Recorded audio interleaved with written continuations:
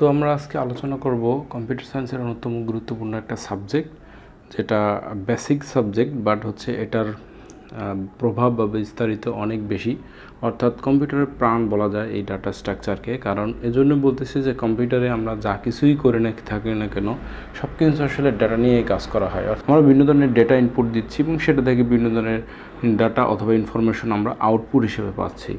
সুতরাং কম্পিউটার এবং data dependent. Data structure আলোচনা করবে আমরা এই যে কম্পিউটারে ডাটা সেভ করতেছি সেটা কি পরিমাণ সময় নিয়ে সেভ হচ্ছে, আবার কি রিট্রাইভ করার সময় কী পরিমাণ আমি সময় নিচ্ছে, এবং এই ডাটাকে যে সেভ করতেছি সেটা কী পরিমাণ স্পেস দখল করতেছে। এই যে সামগ্রিক আলোচনা, সেটা কত সহজ উপায়ে করা সম্ভব, কি কি উপায় আছে, কি কি প্রসেসে ডাটাগুলোকে সেভ করা সম্ভব, অর্গানাইজ করা সম্ভব।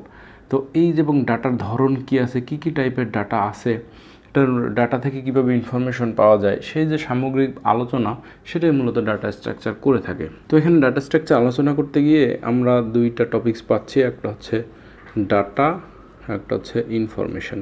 ডাটা এবং ইনফরমেশনের মধ্যে পার্থক্য কি? ডাটা হচ্ছে র এলিমেন্ট, অর্থাৎ আমরা যদি বলতে পারি যে একটা দেশের সামগ্রিক ডাটা, যেমন হচ্ছে সেটা কি পরিমাণ পপুলেশন আছে, পরে সেটার মধ্যে কি পরিমাণ মহিলা, কি পরিমাণ হচ্ছে পুরুষ আছে, তারপরে তার মধ্যে কত পরিমাণ মুসলমান, কত পরিমাণ হিন্দু বা অন্যান্য ধর্মের আছে, এই যে সামগ্রিক যে এলিমেন্টসগুলো একটা দেশের, সেটাই হচ্ছে আমরা বলতে পারি ডাটা। স্পেসিফিক কোনো অর্থবহ কোনো কিছুতে নিয়ে যাব তখনই সেটা হবে যে ইনফরমেশন। যেমন কি যে মিস্টার করিম যার বাবার নাম হচ্ছে মিস্টার রহিম, যার জন্মসাল হচ্ছে 970। তো এই যে মিস্টার রহিমের জন্য স্পেসিফিক যে এই যে ডাটা থেকে যে আমি এই যে এটা নিলাম, উদ্ধৃতিটা নিলাম, এইটা হচ্ছে মূলত ইনফরমেশন। অর্থাৎ ইনফরমেশন হচ্ছে ডাটা থেকে রিট্রাইভ করে একটা অর্গানাইজ, স্পেসিফিক এবং তথ্যবহুল কোনো কিছুটাই হচ্ছে ইনফরমেশন।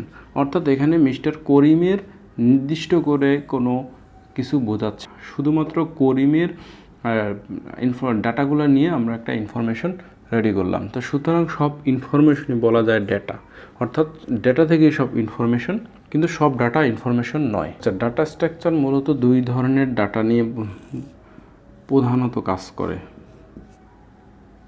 একটা হচ্ছে ইউজার ডিফাইন আর একটা হচ্ছে বিল্ট ইন ডাটা স্ট্রাকচারকে, যেটাকে আমরা কোনো প্রকার পরিবর্তন বা পরিমার্জন করতে পারি না। যেমন হচ্ছে ক্যারেক্টার, বিভিন্ন ABCD TC, এগুলোর আমরা কোনো পরিবর্তন করতে পারি না, কারণ এটা হচ্ছে বিল্ট ইন অবস্থায় আমরা যেভাবে ধরে নিচ্ছি। সেরকম আছে নাম্বার, যেমন 1 2 3 4 এরকম। আবার এটার মধ্যে যদি আমরা বলি দুই ধরনের আছে, একটা হচ্ছে ইন্টিজার, ফ্লট, অর্থাৎ যখন যেগুলো আমার হচ্ছে এই যে ভগ্নাংশ না, আর ভগ্নাংশগুলো 1.501, এটা হচ্ছে একটা ফ্লট আর এটা হচ্ছে একটা ইন্টিজার। এটা হচ্ছে বিল্ট ইন ডাটা স্ট্রাকচার। এখন আমরা হচ্ছে user define data structure. User define data স্ট্রাকচারের মধ্যে আবার কতগুলো ভাগ করা যায়। একটা হচ্ছে ফাইলস, দ্বিতীয় করা যায় লিস্ট, তৃতীয় করা যাচ্ছে হচ্ছে অ্যারে। 2 or 3 রেকর্ডস মিলে একটা ফাইলস তৈরি হয়, সেগুলো হচ্ছে ফাইলসের ডাটা টাইপ। দ্বিতীয় হচ্ছে আমরা আসছি লিস্ট। এই লিস্ট আবার দুই ধরনের হয়, একটা হচ্ছে লিনিয়ার আর একটা হচ্ছে নন লিনিয়ার। ওকে, তো এই নন লিনিয়ার আর লিনিয়ার ডাটা স্ট্রাকচারের মধ্যে আবার যেমন লিনিয়ার ডাটা স্ট্রাকচার আছে আমার হচ্ছে stack, queue, link list. Non linear data structure যেমন আছে হচ্ছে ট্রি, গ্রাফস। তো এখানে আমরা দেখলাম যে আর অ্যারে তো আমরা আসলে বুঝি যে এখানে সে আমি ধরলাম এই একটা অ্যারে, এটার মধ্যে আমার হচ্ছে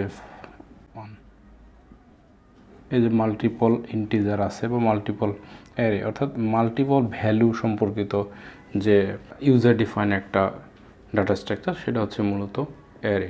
এইখানে আমরা অ্যারে আবার অনেক ধরনের হয়, যখন আমরা অ্যারে পড়বো তখন আমরা বুঝতে পারবো। তো এইটা হচ্ছে মূলত ডাটা স্ট্রাকচারের দুইটা ডিফাইন গেল, একটা ইউজার ডিফাইন, অর্থাৎ যেখানে ইউজার ডিফাইন করে দিতে পারে তার ভ্যালুগুলো। যেরকম আমরা এই যে অ্যারের ক্ষেত্রে আমরা এখানে 4টা ভ্যালু নিছি, এখানে 5টা হতে পারে, 10টা হতে পারে, 20টা হতে পারে। ইউজার ইচ্ছা মতো ডিফাইন করে দিচ্ছে যে এই ডাটার স্ট্রাকচারটা কীরকম হবে। সেরকমভাবে বিল্ট ইন ডাটা স্ট্রাকচার হচ্ছে যেমন ক্যারেক্টার ABCD, এগুলার আমাদের কোনো এখানে ডিফাইন করার কিছু নাই। যেমন A বলতে আমরা শুধুমাত্র একটা ক্যারেক্টার কি বুঝি, B বলতে একটা ক্যারেক্টারের কি বুঝি, আবার নাম্বার 1 2 3 4 5 6 এগুলা হচ্ছে 1 বলতে আমরা শুধু একটা মাত্র নাম্বারকেই বুঝি, এরকমভাবে। তো এখানে আর ক্রিয়েটিভিটির কোনো জায়গা নেই। তো মূলত এইটা ছিল ডাটা স্ট্রাকচারের যে ক্লাসিফিকেশন সেটা। এখন আসলে ডাটা স্ট্রাকচার কী কাজে লাগে সেটা অবশ্য আমরা অলরেডি বলে দিছি। ডাটা স্ট্রাকচার মূলত হচ্ছে আমাদের কম্পিউটারে যে ডাটা আমরা সেভ করতেছি, সেই সেভ করার যে বিভিন্ন প্রসেস বা বিভিন্ন উপায়, যে আমরা যখন প্রথম অবস্থায় কম্পিউটার যখন আবিষ্কার হয় তখন কিন্তু যেরকম স্পিড ছিল ডাটা সেভ করা অথবা ডাটা রিড রাইট করার, এখন কিন্তু সেই স্পিড বহু গুণে বেড়ে গেছে। অর্থাৎ এখন ট্রাবাইট পর্যন্ত, তারও উপরে আমাদের পেটাবাইট পর্যন্ত হচ্ছে ডাটা রিড রাইট করার মতো ক্যাপাবিলিটি তৈরি হয়েছে। তো এটা কিভাবে হয়েছে? এটা মূলত এই যে ডাটা স্ট্রাকচারের বিভিন্ন কোন উপায়ে ডাটাকে সেভ করা যায়, ডাটাকে ডেলিভার করা যায়, এইগুলো নিয়ে গবেষণা হয়েছে, বিভিন্ন রিসার্চ হয়েছে, বিভিন্ন প্রসেস বা ওয়ে হচ্ছে বের করা হয়েছে। সেই ওয়েগুলোকেই মূলত এই ডাটা স্ট্রাকচারে অন্তর্ভুক্ত করা হয়েছে। এবং সেখানে কিছু আছে যেমন কি পরিমাণ সময় লাগছে সেটা একটা ফ্যাক্টর হিসেবে নেওয়া হয়েছে, যেটাকে বলে টাইম কমপ্লেক্সিটি। আবার আছে স্পেস কমপ্লেক্সিটি। এই দুইটা ফ্যাক্টর নিয়ে আলোচনা করা হয়েছে এবং কিছু উপায় বের করা হয়েছে যে কী কী উপায়ে শর্টিং করা যায়, তারপর ট্রাভার্স করা যায়, সেগুলা এখানে দেখানো হয়েছে। শর্টিংয়ের উপর বিভিন্ন টেকনিক ব্যবহার করা হয়েছে, যেমন বাবল শর্ট, ইনসারশন শর্ট, বিভিন্ন ধরনের এরকম শর্ট আছে। তো সেই শর্টিংগুলো নিয়ে আলোচনা করা হয়েছে এবং এগুলোর অ্যালগোরিদম বের করা হয়েছে যে এটা কোনটা কত দ্রুত, এই অ্যালগোরিদমের টাইম কমপ্লেক্সিটি কীরকম, স্পেস কমপ্লেক্সিটি কীরকম, সেগুলো বের করা হয়েছে। তো এই যে সামগ্রিক ডাটা নিয়ে আলোচনা, সেইটা করা হয়েছে শুধুমাত্র কি ডাটাকে আমাদের কম সময়ে এবং কম স্পেসের মধ্যে ডাটাকে সেভ করা এবং সেখান থেকে রিট্রাইভ করার জন্যই। মূলত স্পিড অপটিমাইজেশনের জন্য মূলত ডাটা স্ট্রাকচারটা আমাদের নিয়ে আলোচনা করা হয় এবং ডাটা স্ট্রাকচারটা দরকার হয়, স্পিড এবং স্পেস দুইটাই। তো আজকে এ পর্যন্তই। আমরা পরবর্তীতে এগুলোর প্রত্যেকটা নিয়ে আবার ডিটেলস আলোচনা করব। সবাই ভালো থাকবেন। আসসালামু আলাইকুম।